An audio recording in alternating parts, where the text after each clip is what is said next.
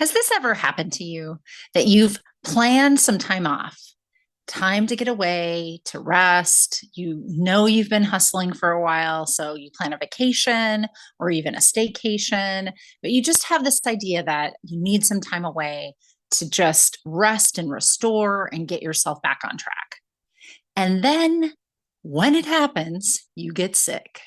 I have had this happen more than once in my life, as well as some other things. And all of it is a big, big red flag that tells you that your life is definitely not in balance. And if you want to learn a little bit more about how self care can play a role in getting you back in balance, then keep listening.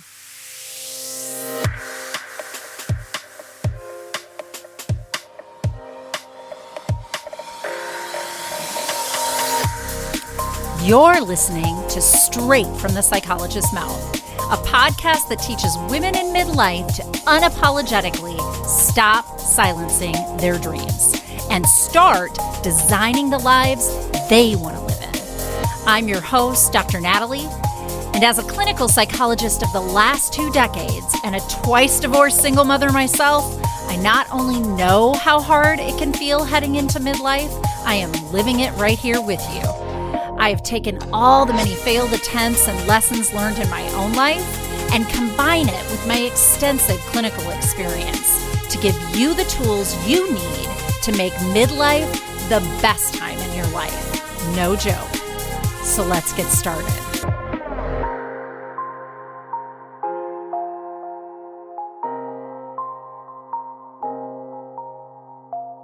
Welcome back. All right. So we've been talking about self-care. I hope that you've downloaded my free self-care cheat sheet. If you haven't, go to the notes for this podcast. You can click on the link in the notes or go to learntoloveyourstory.com and it's my freebie right on my front homepage. So download for yourself that lovely cheat sheet that helps you match where you need self-care in your life, chemically, where your body is telling you you need some self-care in your life, and then it matches that over to the right kind of self-care that will give you back those chemicals. So remember last week, if you haven't listened to that podcast, you'll want to head over.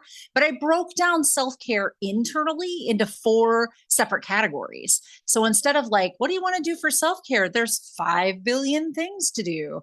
Truth be told, there's 4 different things that are getting generated. So you really can be very closely matched to here's my deficit. This is the kind of self-care I need. Here's my deficit. This is the kind of self-care. So get that cheat sheet, but be sure that you're heading over to learntoloveyourstory.com or into the notes to get your cheat sheet. But today, what I want to talk about is this idea of balance.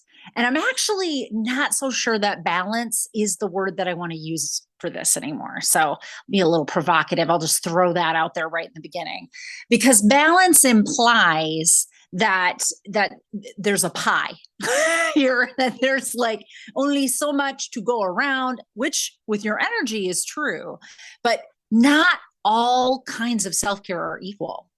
And not all lives that are balanced or what we want when we feel in alignment mean that we're at if I have this much work, I have this much self-care. So we're going to take a look at how do you figure this out for yourself, because I can't tell you the number of times I am in an office with a client or on a call with a client, and the idea of, I know I don't have my life in balance comes up. But one of the biggest red flags of this, and one that I have myself just fantastically displayed in my lifetime, is when you set time up to have off, to help yourself.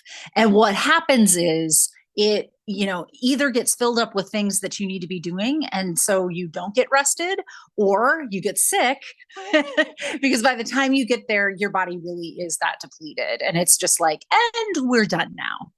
So how do we know when our life is out of balance? It's a little hard, because one of the things that happens, and I've talked about this in the podcast before, but one of the things that happens is that our body is pretty genius. Our body and mind are pretty genius. And if we are running on stress, day after day after day after day, it just assumes we can't get away from it. So it's, our body mind is seeing our life, our chronic stress, as a big bad bear in the forest. And it's not going anywhere, and it never changes day to day.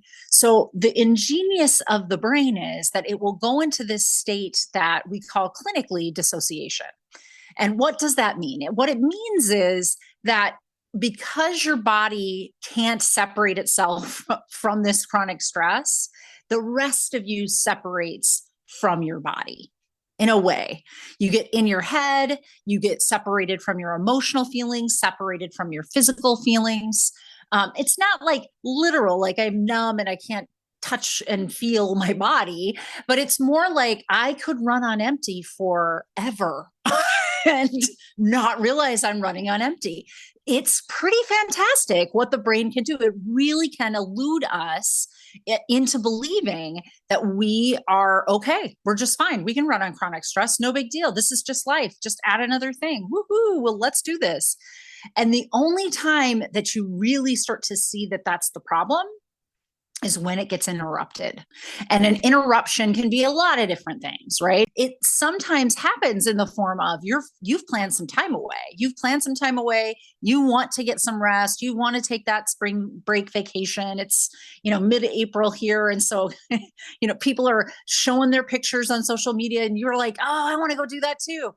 And then you get there and you're just dead, or you're sick, or even worse, here's one that shows up for women.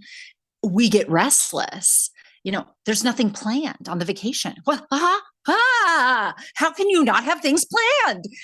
If one of your compensating behaviors in your chronically stressful life is to always have a plan and a to-do list to do, that could also show up in those moments. And all of these things are big red flags that things are out of balance. Now, if you know me at all, you've been listening to me at all, you know I am not a math person, but this does actually come down to just some simple math. If what you're putting in is not going to give you what you're needing when you are doing all the things in your life, you'll get depleted. End of story. But not every self-care is made equal.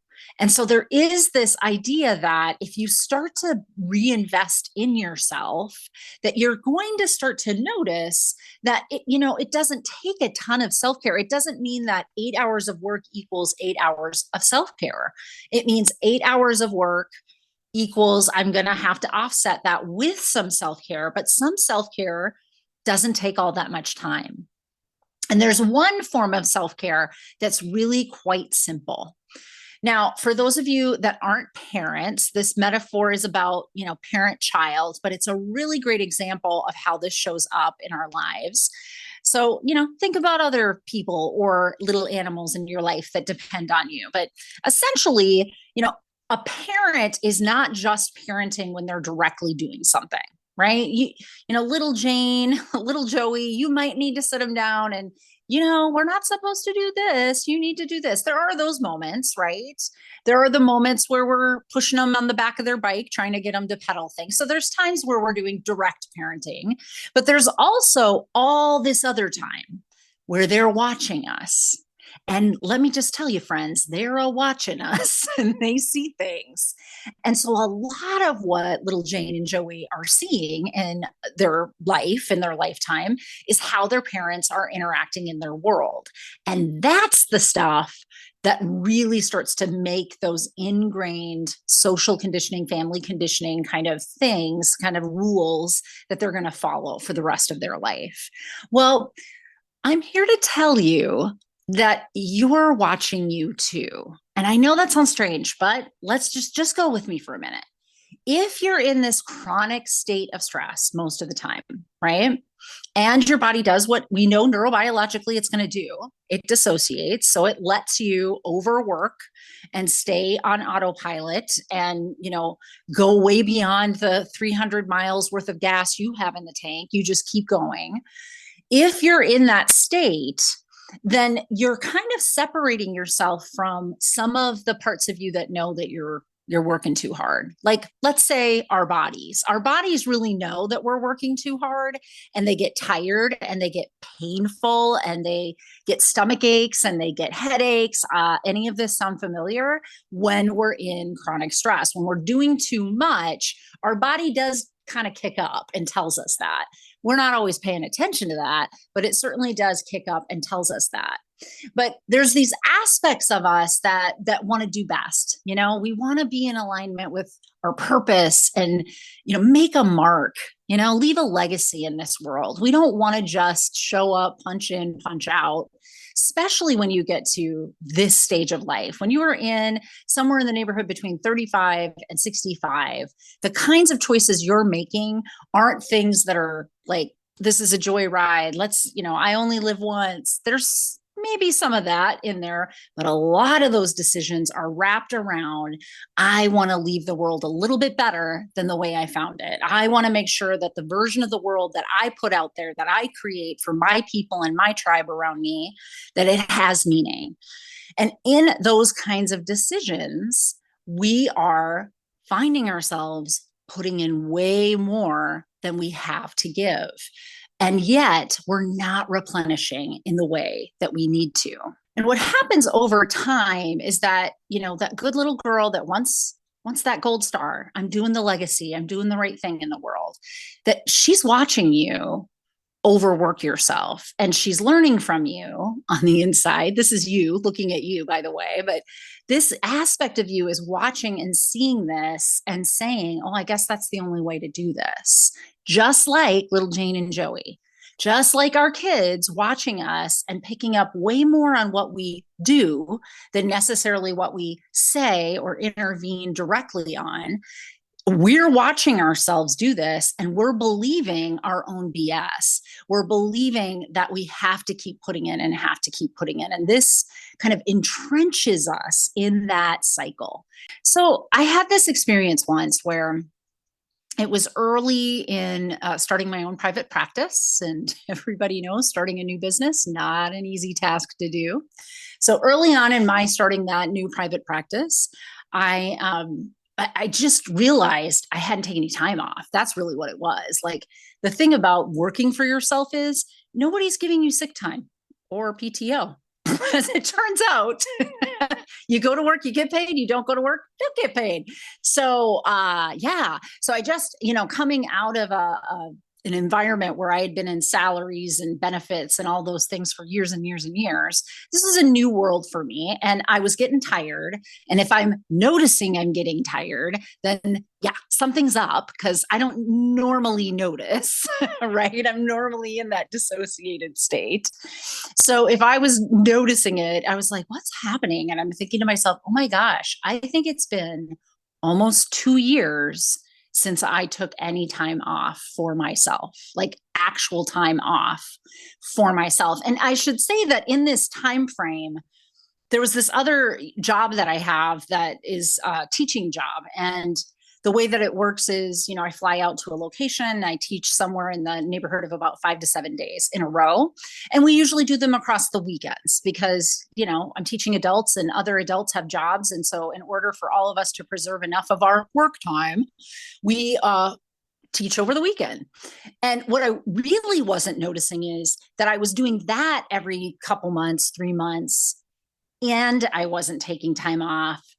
And so every couple of months I was working like for 2 weeks straight for a good 14 to 16 days straight, not a day off. And I was working every day and not taking any time off. Now, I'm not unique. I know lots of people that find themselves in this predicament, but what I noticed is I was getting tired and I thought, okay, I'm going to plan time off. So I looked at my calendar and I reconfigured all of my clients so I wasn't losing, too much time, too much money. And I, put them on different days on the front end and the back end, like before I leave and when I get back. And I found a good whole week long that I could take off, whole chunk of time that I could take off. Okay, great. Awesome. And what I started to notice was as this time kept getting closer that I was going to take off, I had started a to-do list. Yeah. I did. I started a to-do list of like, I need to refinish that piece of furniture and this room needs to get painted. And you know what? I'm still behind on billing. So if I'm not working, what I really should do is catch up on billing. So by the time I go back to work, then I'm all good. I had the to-do list of, all massive proportions by the time I reached the time for this time off for me to rest. And what actually ended up happening was this, my friends. The first night I was home by myself, didn't have the kids. And I was like, okay, I'm just going to give myself 2 nights to just do whatever. So I sat down on the couch, turned on me some Netflix, and I had some sweatpants on. And you know the rest of the story, right? So I really got into a series. And then, of course, I woke up the next day and I was like, well, maybe I'll just watch a couple more of those. And, the rest is history. You have now binge watched an entire series of some kind and lost several hours of your life and a few days, possibly. And that is really what happened on the front end of this. And so then on the back end of that week, I was panicked that I hadn't done all these things. And I was self-critical. And that inner mean girl was super awful to me about, see, you just took that time. You're so selfish. And now we're not going to get all this stuff done. Listen, people, by the time I got back to work the following week, I was worse for the wear, not better. I was worse for the wear. Now, if there has ever been a red flag, this is the red flag of all flags. I took time off and felt worse after. And I'm not the first one that has uttered that sentence. And I'm betting you too have uttered that sentence. This is a real good indication that things are severely out of whack in your life, out of balance in your life. But remember that not all self-care is made equal. And so it doesn't mean that you're going to have to necessarily take off enough time or do the right kind of self-care work for yourself. All this means is that you need to take a good hard look at how much output you're putting out there and how much input that you actually need, right? So fast forward a few years, and this was just last spring. It was just a year ago, actually. And I think it was really around this time. So April, May. I bet it was May. I was approaching my son's graduation from high school, and I was, thinking about those kinds of things. But I was still working, all of my jobs. I think I was just reflecting on like I needed to get his cards out, and I needed to do a few things. So I thought, you know what? I haven't planned to take this time off, but I'm just going to do it next week. So I started talking to every client I had that was an every week client. And we, said, listen, next week, not going to be around. I moved the every other people, that kind of thing. So I moved my schedule, had the whole week off. And I realized that my habit showed up of let's create this to-do list of all the things we need to do. And I started to do that.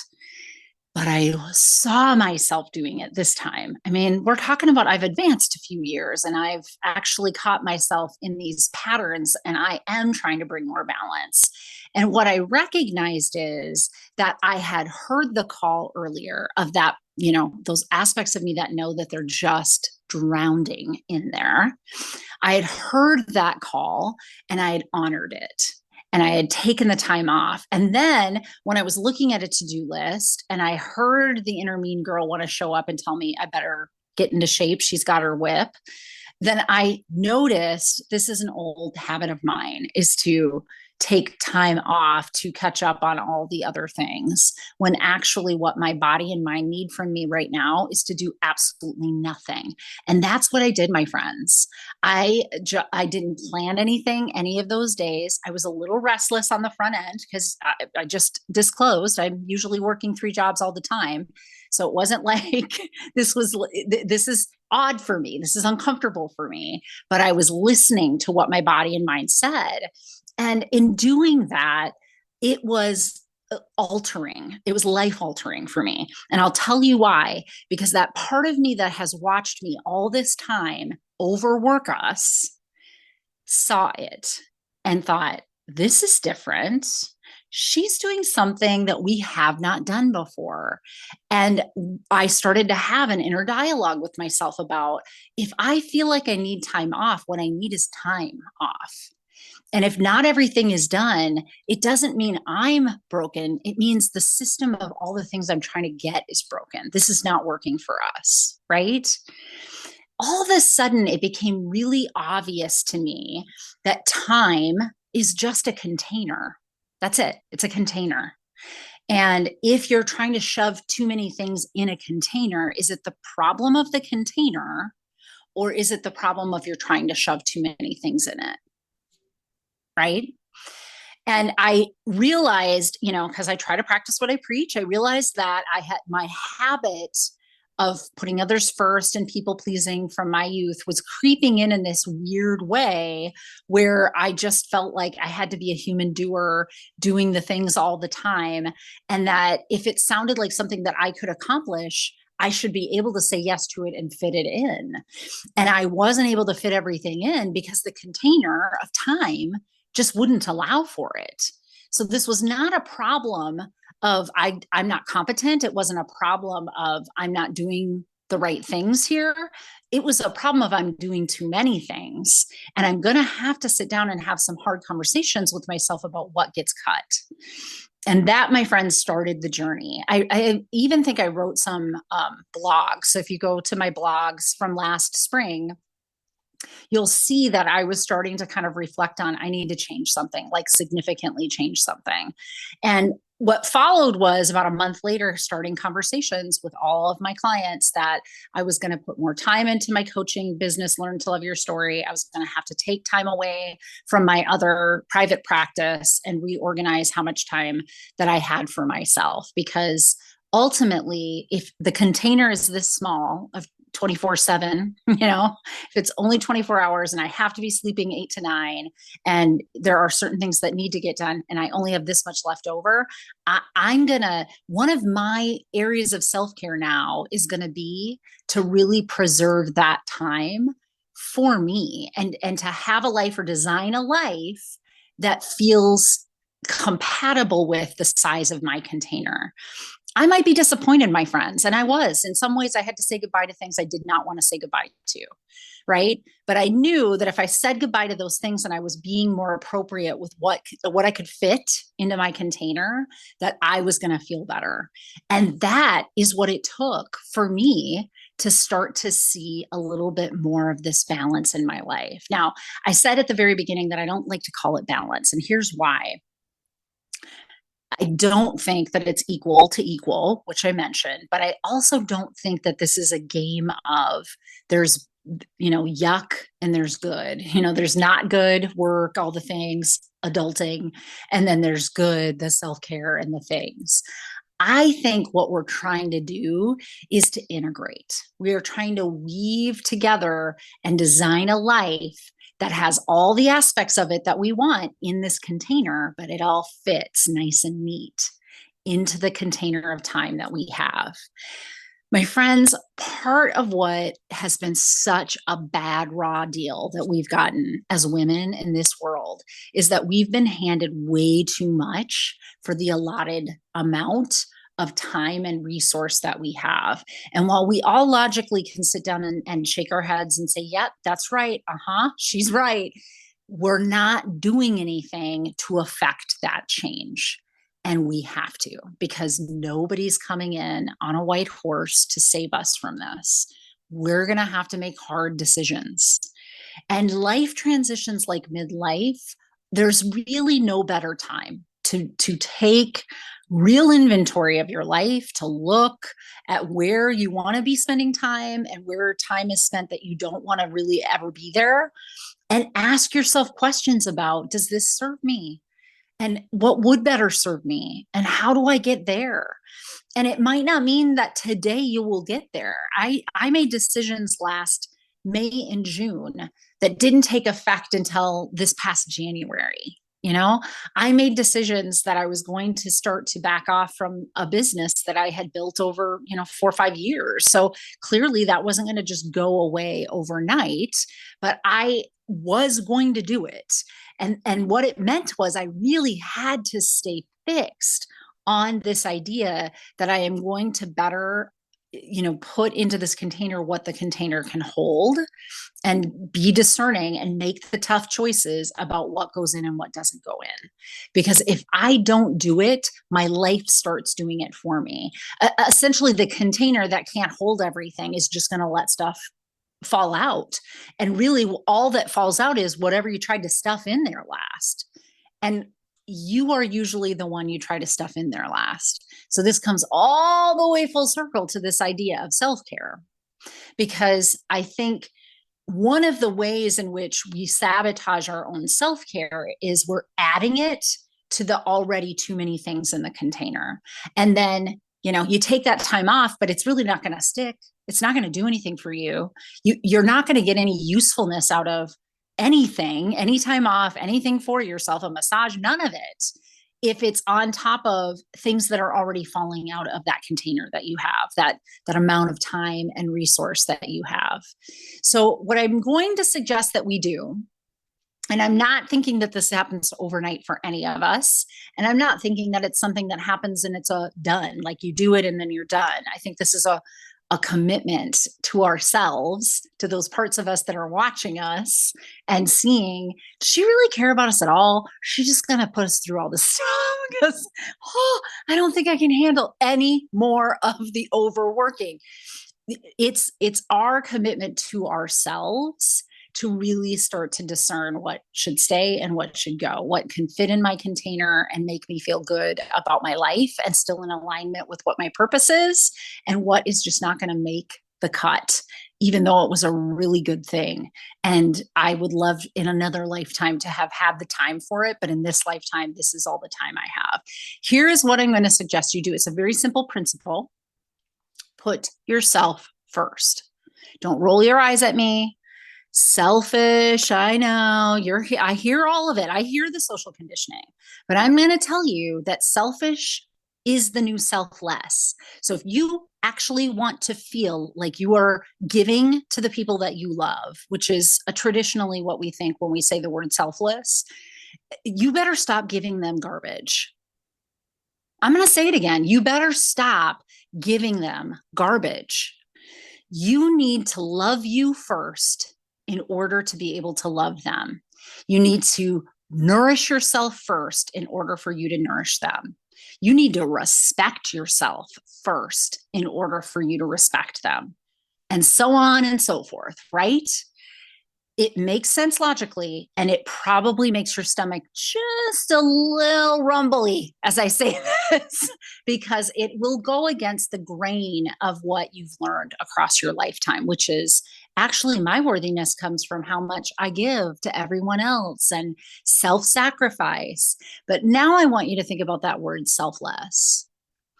I think when we're acting selflessly, what we're really doing is having less of ourself in this world. And that's less of ourself for anybody at all, not just for us, less of ourselves for us. There's less of us to go around for people that we work with, people that we, take care of, people that are in our families, our friends, all of it.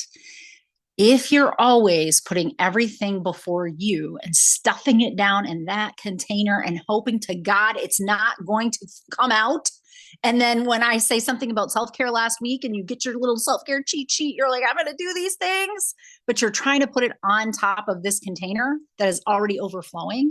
You have already set the stage for this isn't going to work. So unless you actually do this inverted principle of I put me before everything else in every single question, Natalie, can you do this for your daughter? Can you volunteer at this thing? I have to ask myself, Natalie, have you done what you need for you in order to do that? And if you say yes to that, okay, are you going to be able to continue to do what you need to do for you and still do this? If you get a no for either of those questions, it's a no. And it doesn't mean it isn't a really great thing that you were just saying no to. Volunteering to, do something with your kids is usually a really wonderful thing for parents. But it's not going to work if your life can't fit it into your container. There might be some things early, like that you've shoved into the bottom of that container, some things that you take for granted that you just do because you do. that also you might want to really start to unpack some of this container and start to take a look at it. There's some things that we do every single day, all the time. We just take it for granted that this is like we're supposed to do it. So we don't ask for help. We don't assume that anybody will come help. And you need to start looking at those. So, ladies, I am talking to those of you that have a household with other individuals that are able bodied and could be helping in the household chores, in any of the things that you feel like you're overwhelmed with at home because it isn't integrating well with your work life and your other life. You need to be asking those able bodied humans, even the ones that are minors in your home, to be doing things. And that's the first part. Okay. Then you need to let them do it their way. You may give them suggestions, but you better not start nagging or self-critically judging what they've done as not as much as what you would do, or they will stop doing it. It will be self-defeating. You're asking them to do something and you're really just setting it up so that you're for sure going to have to do it if you're going to be critical of them. So it's a twofer. You're not just inverting. You're not just asking for help and taking one of these things out of your container. You also are going to have to hold this boundary for yourself that you're not going to just let your mouth fly, that the laundry wasn't folded as well as you would have liked it. Was the laundry folded? Was it in a cupboard or a drawer? Let it go. Let it go. Was it in the basket? Okay. I mean, yes, I would like it to go from the basket into the actual drawers. Okay. Did the drawer get shut? Who cares? Is it in your room? I don't care. Your things, yes, you can keep them very, very neat. Don't worry about the caliber of the work that others are doing, because it isn't a reflection on you. And actually, part of our self-critical nature, or critical nature to them, judgmental nature to these people and how they're doing this work for us, it honestly is just habit. It's a habit of my worthiness comes from how well I do it. And if it doesn't look good, then I can't feel good. And now your brain has just taken the last sentence. If it doesn't look good, I don't feel good. It's forgotten that it created that belief system based on the fact that originally it was my worthiness comes from how well I do things in this world. And I better do it perfect and I better stay on top of it. So don't hold them to the standard that never should have been held to you and that you never should have had to hold yourself to over this time. Making sense? All right. So self-care doesn't always balance with how many things we have in our life. That is true. We want to integrate it into our life. And the way that I'm asking you to do that is by inverting what you're doing right now. Instead of putting yourself at the end of your list or adding this stuff on like it's an extra, I am imploring you to put yourself first and preserve the vessel that goes out into the world and does all the things that you do. And I promise you, here is where you're going to see that it isn't a tit for tat balance. If you start to put yourself first, the parts of you that have felt neglected all this time will show up for you. They'll be like, no, we're being put first all the time. Like, yes, let's put I got a little bit more pep in my step. I want to do this. It's not a ledger in the way that we think. 8 hours of work equals 8 hours of self-care. Nope. But if every day the first person that you take care of is you, literally, then every day yourself is watching you prioritize you before all of these other things. That's a big deal. That pays dividends on the other side. People invest in people that invest in them, right? Who are the people you would call at 3 a.m.? It's the kind of people that go the extra mile in your life. If you are one of the people going an extra mile every single day by putting yourself first, what it means is when you need to dig deep, when there really is not enough resource or time, but you're going to have to do a thing anyway, your body and mind is ready to give that to you.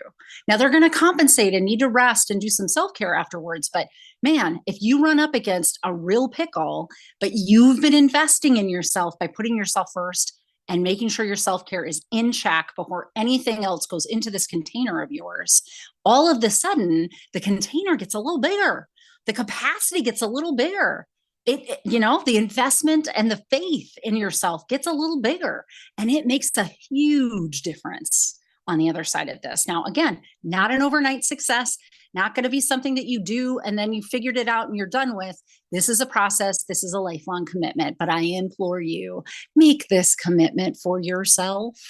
It is one of the most valuable ways to help you learn to love your story.